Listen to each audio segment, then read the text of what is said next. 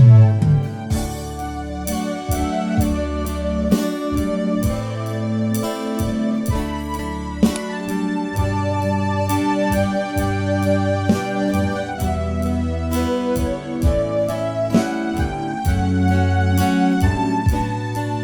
dalam surga, kami mengucap syukur. Ini adalah waktu-Mu Tuhan, di mana kami boleh belajar lebih dan lebih lagi Tuhan. Sekali lagi ampuni kami Tuhan, apabila kami tidak sepenuhnya Tuhan. Kami mau Tuhan saat ini, untuk kami boleh menyelidiki setiap hati kami Tuhan. Biarlah kami boleh menjadi orang-orang pilihan-Mu, menjadi orang yang berkenan kepadamu Bapa. Banyak yang harus kami taati, banyak yang harus kami pelajari akan firman-Mu ya Tuhan. Roh Kudus, terima kasih. Pengurapan-Mu biarlah turun atas setiap kami. Karena Engkau datang kepada milik kesayangan-Mu Tuhan. Karena kami semua adalah biji mata-Mu Tuhan. Kami tahu apabila Engkau menegur karena Engkau mengasihi ya Bapa.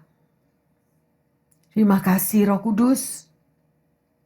Kami mau membuka hati untuk belajar lebih lagi dan tinggal dalam hadirat Tuhan. Di dalam nama Tuhan Yesus, hamba berdoa.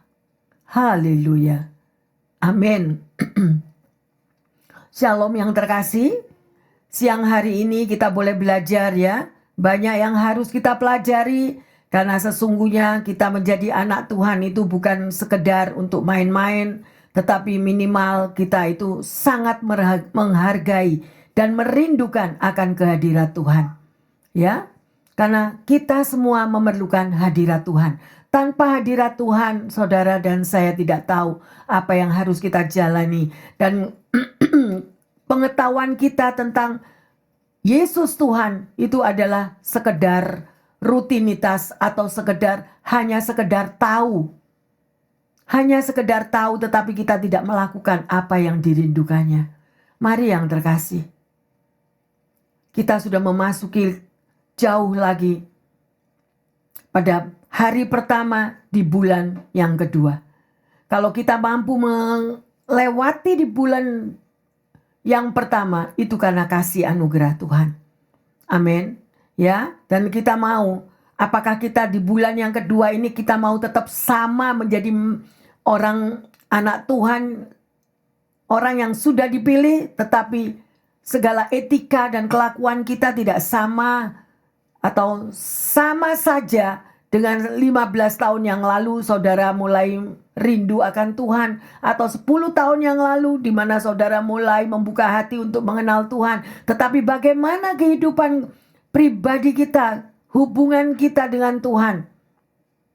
Apakah kita hanya rutinitas untuk kita boleh setiap hari Minggu kita ke gereja, mengikuti persekutuan doa, tetapi sebetulnya itu hanyalah sesuatu yang kosong. Karena kita tidak melakukan apa yang firman Tuhan ajarkan. Ya, mari yang terkasih. Kita mau mengoreksi diri kita secara pribadi. Hal-hal yang akan terjadi di tahun ini memang tidak ada yang tahu satupun. Bisa baik, bisa kurang baik, dan bisa juga yang tidak baik. Ya, kendati pun demikian kita tahu satu hal yang terkasih, yaitu kita hidup di dalam waktu Tuhan. Ya, sekarang ini waktu berjalan terus dan kita tahu bahwa Tuhanlah yang pegang kendali akan waktu di dalam kehidupan kita. Jadi alangkah baiknya saudara dan saya dan pendengar yang setia selalu hidup dalam hadirat Tuhan. Ya, karena tidak ada satupun yang tahu apa yang akan terjadi di bulan ke depan, di tahun yang ke depan, dan di masa-masa yang ke depan. Tidak ada satu yang tahu. Mari yang terkasih, kita mohon pimpinan Tuhan agar langkah-langkah kaki kita dituntun oleh Tuhan Yesus. Ada amin? Haleluya. Pasti ada suka dan duka yang harus kita tanggapi. Ya, ada sesuatu yang harus saudara dan saya jalani yang terkasih. Jadi pertanyaannya sekarang, karena tema daripada khotbah siang hari ini adalah tinggallah dalam hadirat Tuhan. Hadirat Tuhan itu apa artinya yang terkasih? Hadirat Tuhan itu ada 1001 rasa. Kalau dia datang, dia hadir, dia menjenguk keadaan saudara dan saya. Ya, engkau akan merasakan ada damai sejahtera, engkau merasakan ada sukacita, dan engkau juga akan merasakan ada rasa terharu, ya, yang sedemikian di mana Tuhan Yesus melawati dan mau datang dalam hidup saudara dan saya. Amin. Jadi, marilah kita membangun keintiman. Contohnya, kalau saudara dan saya memiliki best friend, memiliki sahabat, kita senang nggak? Pasti kita senang ya. Kalau kita mempunyai sahabat ya yang selalu bergaul dengan kita, selalu memperhatikan kita, dan selalu kita bisa curhat satu dengan yang lain. Ya, nggak semuanya itu bisa terjadi yang terkasih. Ya, apalagi ini Tuhan Yesus yang menjadi sahabat, yang menjadi Bapa kita, yang menjadi perlindungan kita, yang menyelamatkan saudara dan saya. Mari, adakah kerinduan engkau memiliki untuk dapat selalu Tuhan hadir dalam hidupmu dan hidupku? Ya, dan jangan lupa, orang yang selalu tinggal di dalam hadirat Tuhan, dia pasti menghasilkan buah-buah roh. Ya, nggak ada lagi me, I, mine. Nggak ada lagi semua ini untukku. Ya, sedemikian rupa orang yang sudah melekat dengan datangnya hadirat Tuhan yang mencengkeram hidupnya, dia pasti mau berkorban yang terkasih. Ayo, kita mau koreksi diri kita. Apakah kita masih mau komplain? Kalau kita melihat teman kita begini begitu, atau apapun sesuatu yang harus engkau korbankan bagi sesamamu, tapi kita yang komplain. Ayo, kita mau koreksi diri. Seperti Yesus mengorbankan dirinya untuk Anda dan saya, maukah kita juga berkorban untuk sesama kita yang di dalam keadaan mereka tidak mampu berbuat apa-apa? Itu adalah amanat agung ya yang terkasih, ya. Di mana saudara dan saya memiliki tugas. Jadikanlah semua bangsa muridku. Untuk bisa saudara memuridkan orang lain, saudara harus memiliki teladan di dalam dirimu. Tetapi jangan bahkan kita yang menjadi batu sandungan. Karena ketidaktaatan kita, karena pemberontakan kita, sehingga orang lain gak berani untuk menjadi anak Tuhan kalau melihat betapa kerasnya karakter kita, betapa egonya kehidupan kita, sehingga me, I, mine, ya, itu masih ada di dalam karakter kita. Mari yang terkasih, Tuhan tidak dapat hadir di dalam hidup saudara dan saya kalau kita memiliki ego yang begitu kuat. Ya, sedemikian rupa. Dan tema khotbah pada siang hari ini adalah tinggallah dalam hadirat Tuhan. Saudara bisa kalau mau baca langsung di Efesus 5 ayat 15 sampai 21. Tetapi yang akan kita baca yang ada di sini ada 4 nasihat bagi Anda dan saya untuk tinggal dalam hadirat Tuhan. Yang pertama yaitu Efesus 5 ayat 15. Karena itu, perhatikanlah dengan saksama bagaimana kamu hidup. Janganlah seperti orang bebal, tetapi seperti orang arif. Jadi, untuk pendengar yang setia dan jemaat yang dikasihi Tuhan, untuk kita bisa tinggal dalam hadirat Tuhan, mari kita mau menjadi orang yang arif. Jangan menjadi orang yang bebal. Orang bebal itu orang yang keras kepala, kepala batu, pemberontak, selalu melawan. Di mana-mana tidak mendatangkan damai sukacita, tetapi di mana-mana membuat resah sekelilingnya. Komplain A, komplain B, tidak mau begini, tidak mau begitu. Kalau orang itu aja berani berontak kepada Tuhan, apalagi dia berontak kepada temannya, apalagi dia berontak kepada sesamanya. Nah, itulah yang harus kita kikis. Ayo kita koreksi bagaimana kekristenan saudara dan saya. Rajin-rajinlah membaca firman Tuhan. Sehingga manusia daging kita itu merosot. Dan manusia roh kita itu yang bangun, yang bangkit, yang terkasih. Amin. Ya. Mari kita perlu konsisten. Konsisten di dalam memperbaiki dan meningkatkan kualitas diri. Ya. Jangan kita baru dulu belum kenal Tuhan, ya, kehidupan kita sedemikian buruknya misalnya. Setelah kenal Tuhan, malah kita lebih jahat daripada sebelum kita mengenal Tuhan. Nah, ya, masih ada pagar kamu, aku. Ya, sedemikian rupa. Ayo yang terkasih, ini adalah firman yang menegur saudara dan saya. Ya, sekalipun pendeta, kita juga harus mawas diri. Kita juga mengoreksi diri. Apakah hidupku sudah benar? Apakah hidupku rendah hati? Ya, sedemikian rupa. Mari kita lanjut. Ya, 2 Timotius 3 ayat 16. Segala tulisan yang diilhamkan Allah memang bermanfaat untuk mengajar, untuk menyatakan kesalahan, untuk memperbaiki kelakuan, dan untuk mendidik orang dalam kebenaran. Nah, ini firman yang berbicara loh. Ya, firman yang berbicara. Firman itu adalah tulisan yang Tuhan ilhamkan. Ya, untuk mengajar saudara dan saya, untuk menegur apa yang kita belum benar, untuk memperbaiki kelakuan, keadaan kita, dan mendidik setiap anak-anak Tuhan dalam kebenaran. Berapa banyak anak Tuhan yang jatuh di dalam pembentukan. Pada waktu dibentuk oleh Tuhan, mereka berontak dan mereka lari. Pada waktu dibentuk oleh Tuhan, mereka marah. Ya, dengan sesama, baik di tengah komunitas maupun di mana-mana. Ayo yang terkasih, kita mau koreksi diri. Ya, yang kedua, kita baca dari Efesus 5 ayat 16. Dan pergunakanlah waktu yang ada, karena hari-hari ini adalah jahat. Nah, berarti kita sudah diberitahu yang terkasih. Kita sudah diperingatkan bahwa hari-hari ini adalah jahat, nak. Pergunakanlah waktu yang ada, karena waktu yang saudara dan saya hadapi itu kesempatan. Kesempatan yang terkasih.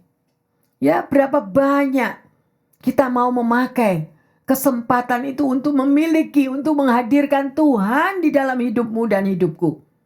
Atau kita anggap so easy, don't care. Ya, apa yang Tuhan ajarkan, apa yang Tuhan mau berkati, kita don't care. Nah, akhirnya kita menjadi orang Kristen yang kosong yang terkasih. Yang ketiga, berusahalah untuk mengerti kehendak Tuhan. Nah, ini loh. Ya, Efesus 5 ayat 17. Sebab itu, janganlah kamu bodoh, tetapi usahakanlah supaya kamu mengerti kehendak Tuhan. Nah, ada orang-orang yang bertanya, gimana pastor, saya bukan pendeta. Saya enggak ngerti, firman Tuhan pun saya enggak ngerti. Ya, tetapi firman di sini dikatakan, jangan kamu bodoh. Tetapi usahakanlah kamu mengerti. Bagaimana saya mau mengerti kehendak Tuhan? Bacalah firman. Yang terkasih, sama aja. Ya, orang-orang yang mau mengendarai mobil. Kalau dia tidak belajar akan rambu-rambu lalu lintas, maka semua jalan itu akan diterjang. Mestinya jalan kiri, dia jalan di tengah. Mestinya berhati-hati, jangan masuk kalau ada tanda verboden, tidak boleh masuk. Ditabrak aja. Bukankah banyak anak-anak Tuhan yang sedemikian? Firman Tuhan itu adalah rambu-rambu di dalam hidup Anda dan saya. Tetapi berapa banyak dari kita yang justru kita terjang dan I don't care. Emangnya gua pikirin, Bu Pendeta? Saya masih sibuk, kerjaan saya masih banyak yang harus saya selesaikan. Gak ada waktu buat baca firman Tuhan. Kalau Anda aja yang bisa mengatakan tidak ada waktu untuk baca firman Tuhan, berarti apa yang tertulis di dalam firman Tuhan, engkau mempunyai mata tidak bisa melihat, engkau mempunyai telinga tidak bisa mendengar. Karena ada suara Tuhan, ada rambu-rambu. Mungkin kau belum bisa mendengar suara Tuhan. Tetapi pada waktu engkau membaca firman Tuhan, itu adalah suara hati Tuhan untuk engkau dan saya lakukan. Enggak cukup yang terkasih. Engkau hanya mendengar firman Tuhan hari Minggu. Enggak cukup. Yesus aja pagi-pagi buta. Dia keluar. Dia mau ketemu sama Bapaknya. Dia mau berdoa, dia mau bercakap-cakap, dia mau menerima hadirat Bapaknya turun ke dia. Itu adalah Yesus yang menyelamatkan hidupmu dan hidupku. Lah kita ini loh yang mau diselamatkan kok hidupnya ugal-ugalan. Sorry kalau saya katakan demikian. Artinya ugal-ugalan apa? Don't care. Firman Tuhan itu mau dilihat, Alkitab mau dibuka atau ada yang di HP mau dibaca apa enggak, bukan urusanku Bu Pendeta. I no have time. Saya tidak punya waktu. Ya Tuhan bilang, up to you. Dari buah-buahnya kita bisa melihat sesamamu. Dari buah-buahnya engkau bisa melihat karakter seseorang. Ya, apalagi kalau ada yang bilang, Yesus saja enggak maksa kok kamu mau maksa aku. Benar, kita tidak bisa memaksa seseorang yang terkasih. Betul, Yesus aja tidak memaksa. Seperti dangki keledai. Keledai yang tidak mau minum air, kita nggak bisa julek-julekan kepalanya untuk minum air. Nggak bisa. Dan pada waktunya baptisan api akan terjadi. Orang itu sendiri yang akan teriak-teriak kepada Tuhan. Jangan menunggu baptisan api terjadi yang terkasih. Setiap daripada kita akan melewati baptisan api. Untuk apa? Untuk saudara dan saya dimurnikan. Ya, untuk dimurnikan. Mari yang terkasih. Tidak ada sesuatu yang kekal di muka bumi ini.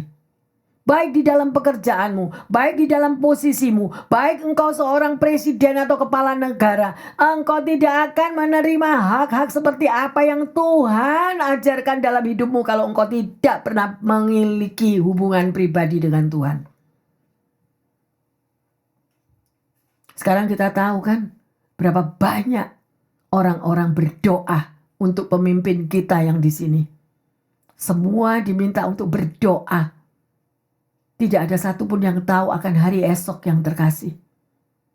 Hanya doa, hanya hubungan pribadi dengan Tuhan yang mampu menuntun hidupmu dan yang menuntun hidupku. Di luar itu nggak bisa. Apalagi kalau dunia yang menuntun hidupmu. Wah, tinggal tunggu waktu aja. Ya, oleh karena itu yang terkasih, mari kita berjalan di dalam apa yang firman Tuhan ajarkan. Ya, prinsip daripada utamanya yaitu apakah saudara itu rindu sih, haus dan lapar. Haus dan lapar untuk bisa bersekutu dengan Tuhan. Ya, haus dan lapar untuk bisa mengerti apa yang Tuhan firmankan. Ya. Mari kita lanjut Efesus 5 18 sampai 21. Itu adalah yang keempat.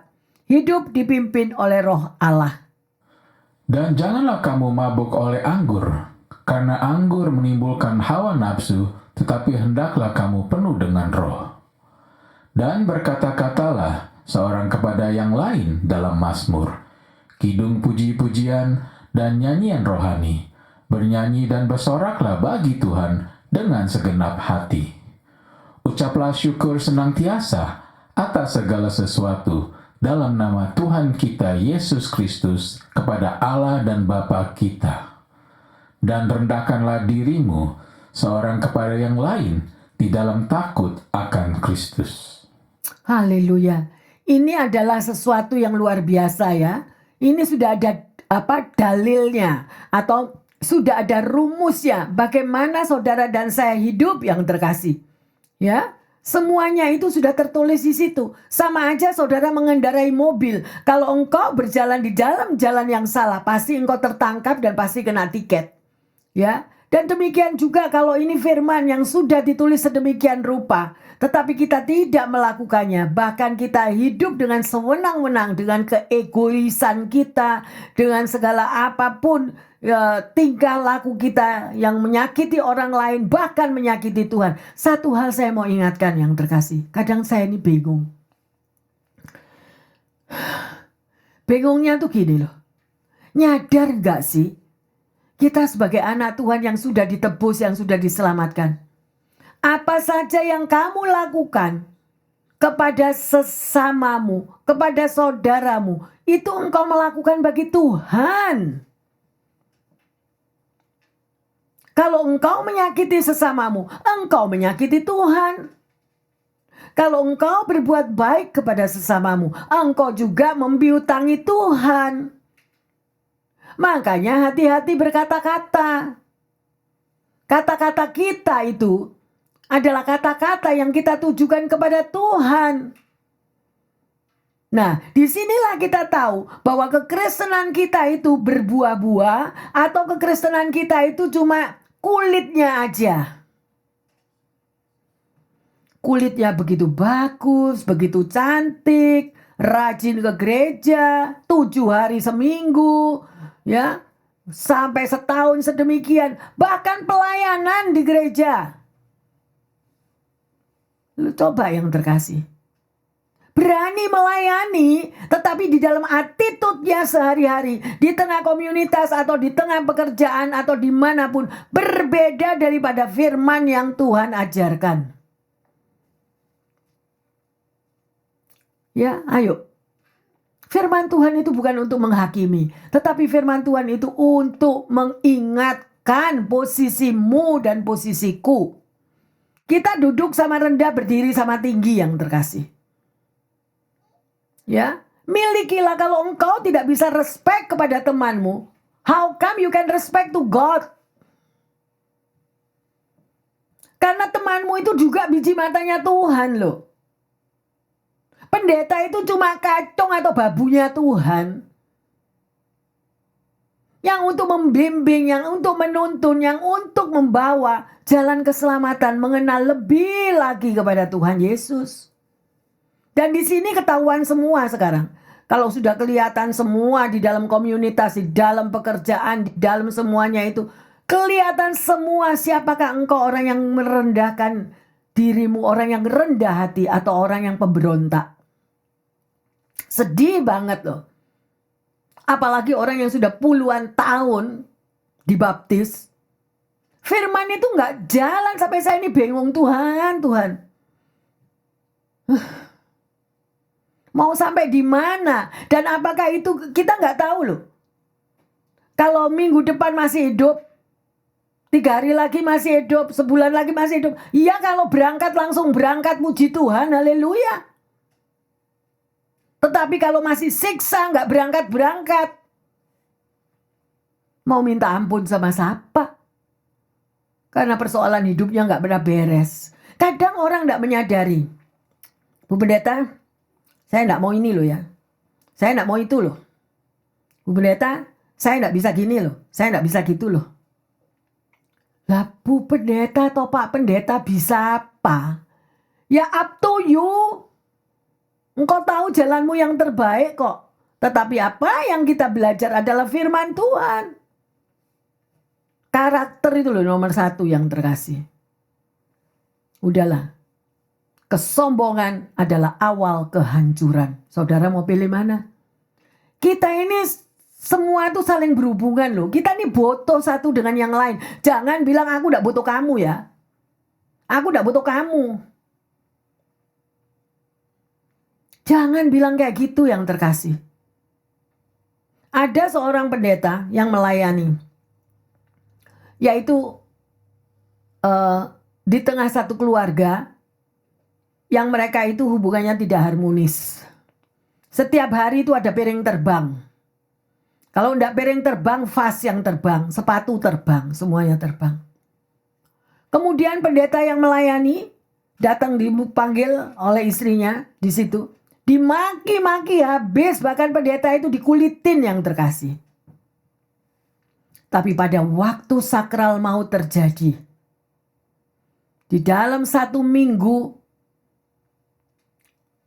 siksaan itu terjadi, nggak ada satu pendeta yang mau datang. Karena sudah terkenal, di dalam gereja dia juga terkenal. Mr. X, sampai julukannya begitu. Karena apa? Karena selalu mau menang. Selalu paling benar.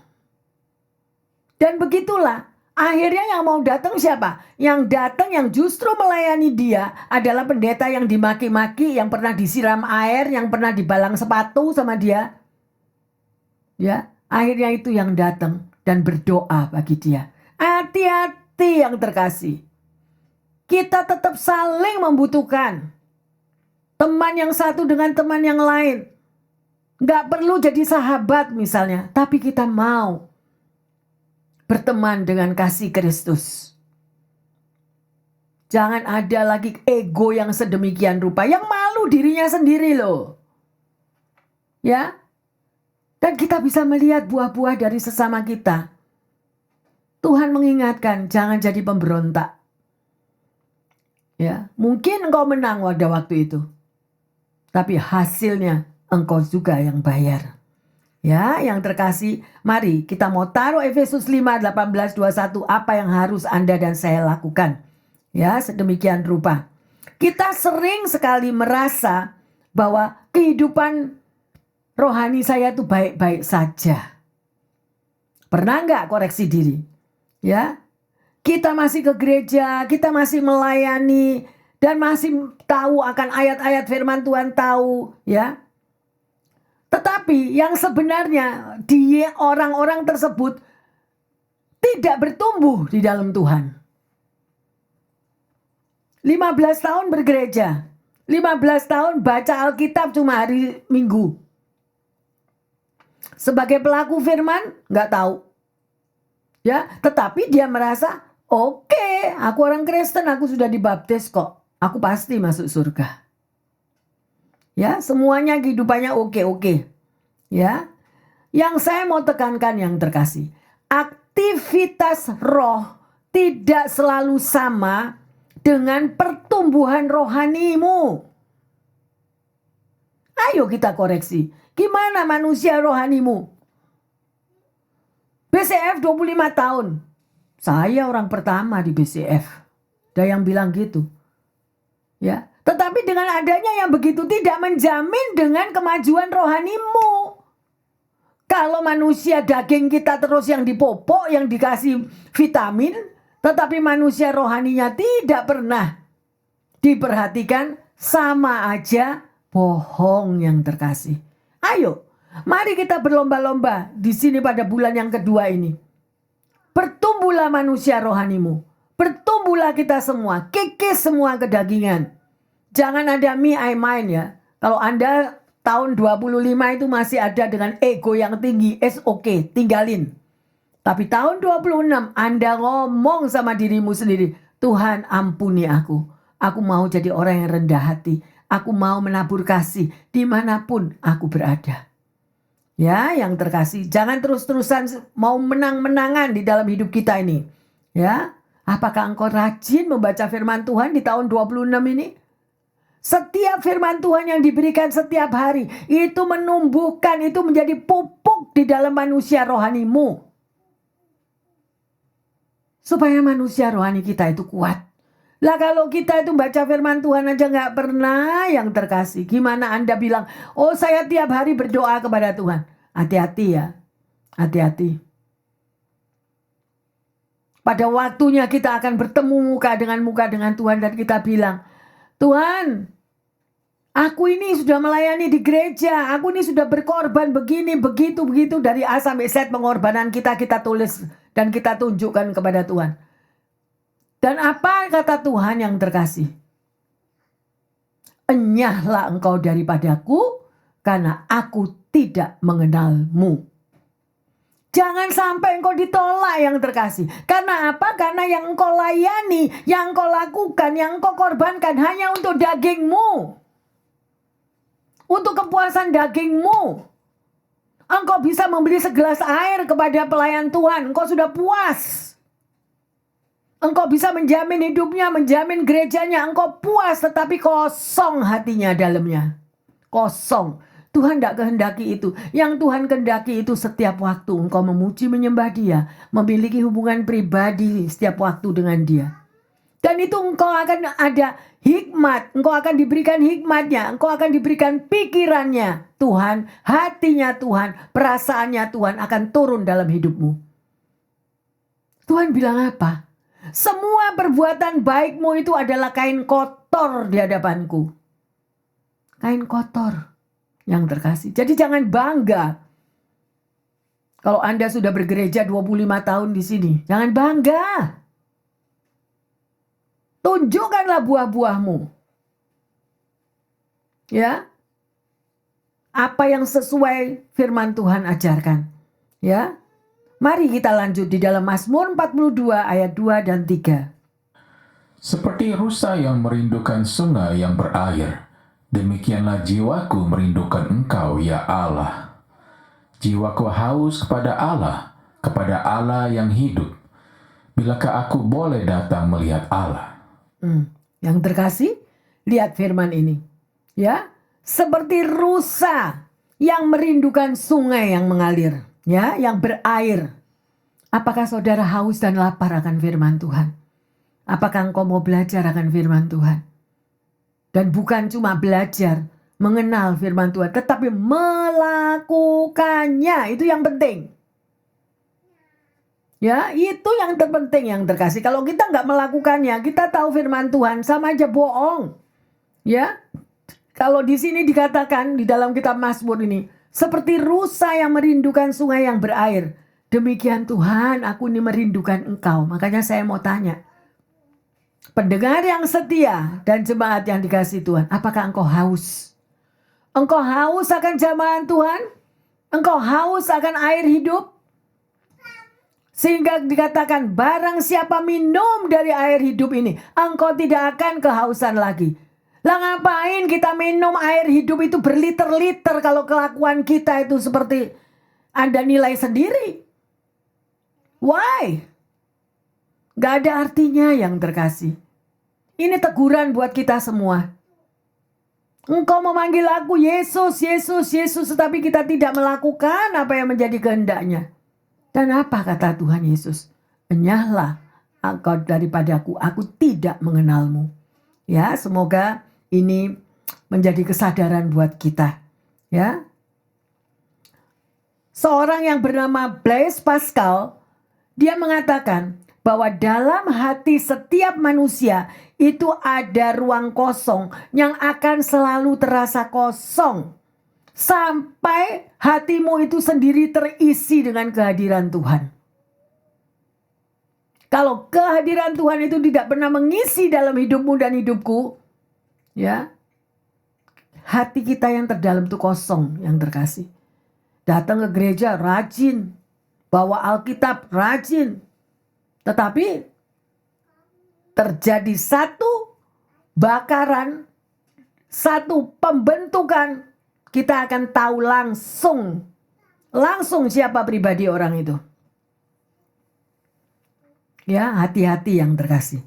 Ya, di dalam perjalanan hidup saudara dan saya ada masa di saat jalan itu buntu. Jalan itu tidak bisa ditembus. Pernah enggak ngalami demikian? Logika pikiran kita itu mentok. Usaha kita gagal. Harapan kita sudah rasanya give up. Pernah enggak saudara mengalami itu? Ya, tetapi Alkitab mengingatkan saudara dan saya, apabila jalan dunia ini tertutup, masih ada jalan Tuhan. Amin. Jalan Tuhan yang akan membukakan perjalanan hidupmu dan hidupku. Ya. Di sini saya membaca juga tentang kisah daripada Raja Moab yang memberontak kepada Raja Israel. Ya, dikatakan bahwa Raja Yehuda dan Raja Edom mereka bersiap-siap untuk melawan Raja Moab itu tadi. Ya, saudara bisa baca itu nanti di dalam 2 Raja-Raja ya. 2 Raja-Raja 3 saudara bisa baca di situ. Ya.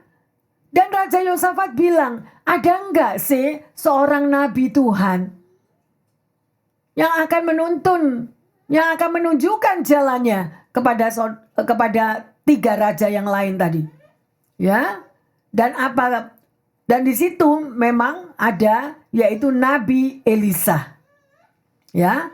Dan Nabi Elisa dulu yang melayani Nabi Elia, ya. Akhirnya setelah ketiga raja tadi ini menemui daripada Nabi Elisa, ya, awalnya Nabi Elisa nggak mau.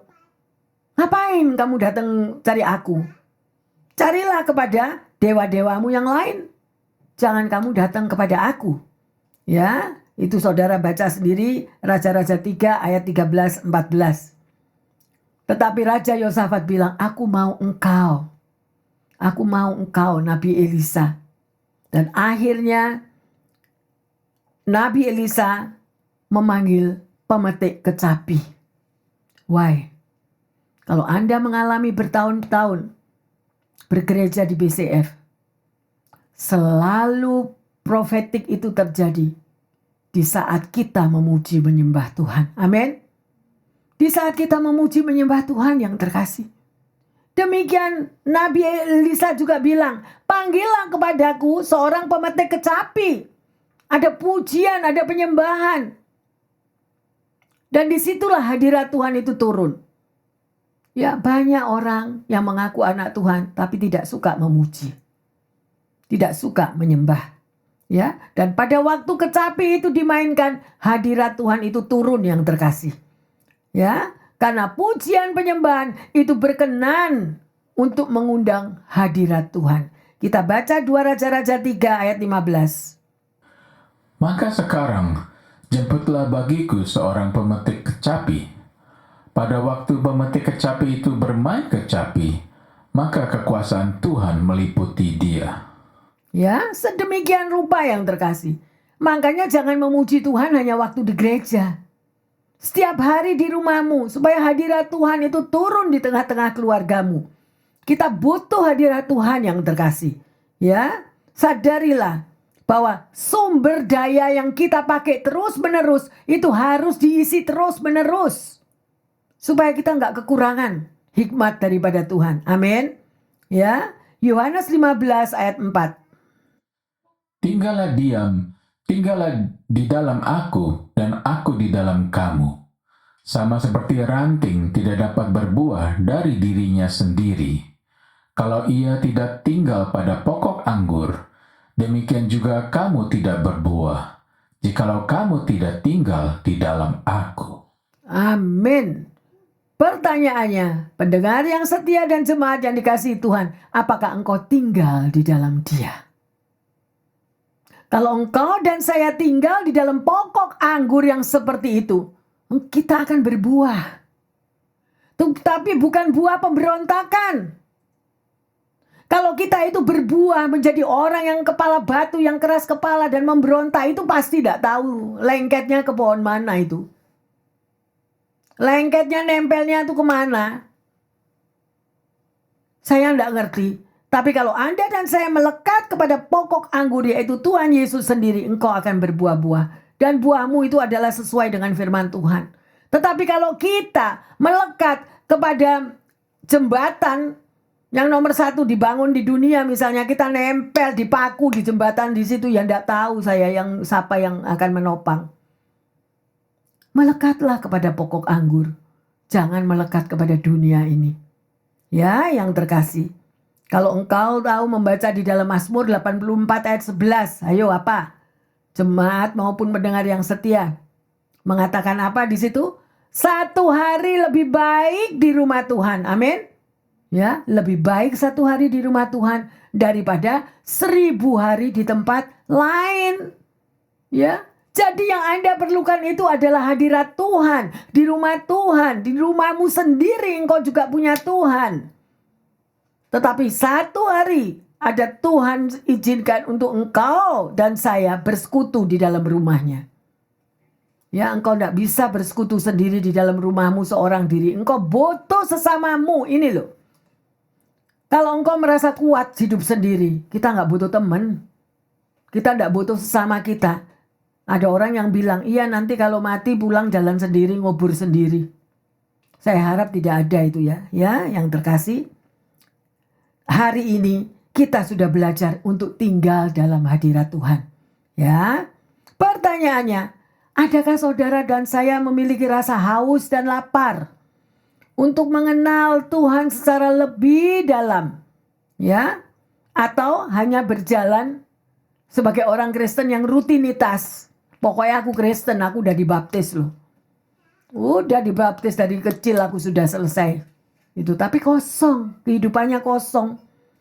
Ya, dari buah-buahnya kita tahu. Yang kedua, seberapa dalam kita mengenal dan hidup bersama Tuhan serta melakukan kehendak-Nya.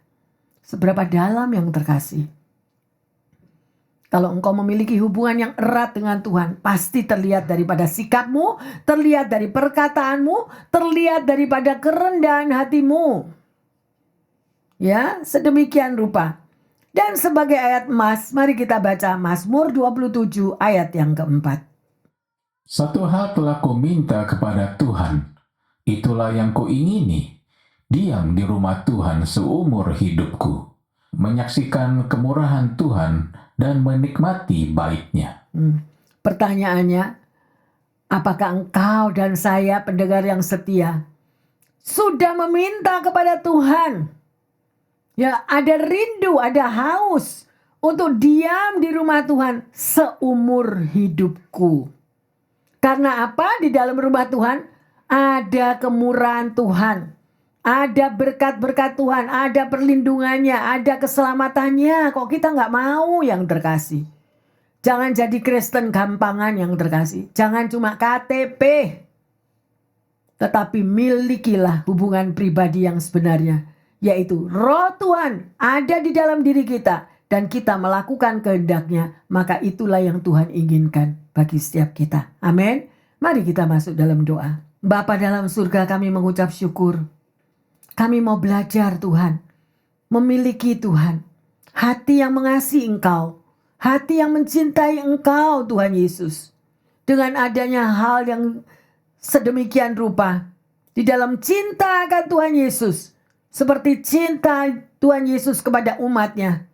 Pasti kita memiliki kehausan dan kelaparan. Untuk selalu menempel kepadamu. Untuk selalu mau melakukan akan kehendak-Mu. Terima kasih Tuhan Yesus. Terima kasih.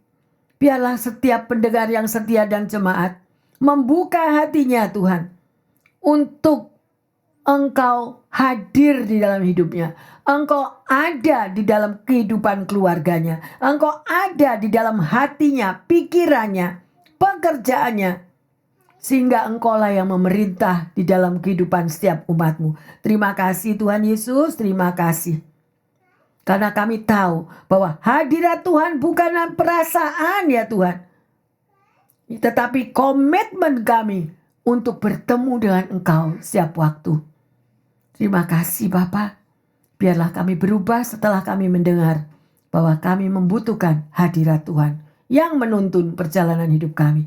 Dan hamba berdoa bagi mereka yang saat ini lagi mengalami kekurangan kesehatan maupun kekurangan finansial dan juga kekurangan hubungan sosial. Engkau tahu persis kebutuhan mereka masing-masing. Dan Tuhan Yesus adalah jawaban bagi setiap pergumulan kami. Terima kasih Tuhan. Karena tidak ada yang mustahil bagimu. Engkau adalah penyembuh. Engkau adalah Tuhan provider. Yang senantiasa membukakan jalan, membukakan terobosan. Dan Engkau yang menyembuhkan setiap luka-luka hati dari anak-anak-Mu. Sehingga terjalin hubungan kasih satu dengan yang lain. Tidak lagi melihat kesalahan di masa yang lampau. Tetapi berani mengampuni. Karena tidak ada satupun dari kita yang tidak memiliki dosa. Karena kami tahu kalau kami tidak mengampuni, Tuhan Yesus tidak juga akan mengampuni kita. Dan Tuhan Yesus tidak dapat hadir di dalam hati yang berbatu-batu. Hati yang keras, hati yang memberontak. Sadarkan kami Bapa.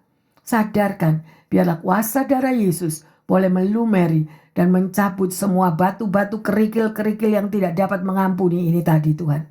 Dan memberikan hati yang baru dan mengundang Tuhan Yesus hadir di dalam hidupnya. Terima kasih Tuhan Yesus. Kami mengucap syukur karena Roh Kudus-Mu tetap bekerja. Sehingga kami lebih kuat dan memiliki hubungan pribadi dengan Engkau yang menghadirkan Tuhan Yesus di dalam hidup setiap pribadi. Di dalam nama Tuhan Yesus, hamba berdoa dan mengucap syukur. Haleluya. Amin, amin, amin. Yang terkasih, mari. Jangan kita berpuas diri hanya cukup sebagai menjadi orang Kristen. Tetapi berpuaslah kita kalau hadirat Tuhan itu selalu hadir di dalam hidupmu. Tuhan Yesus memberkati semuanya. Haleluya. Amin, amin, amin.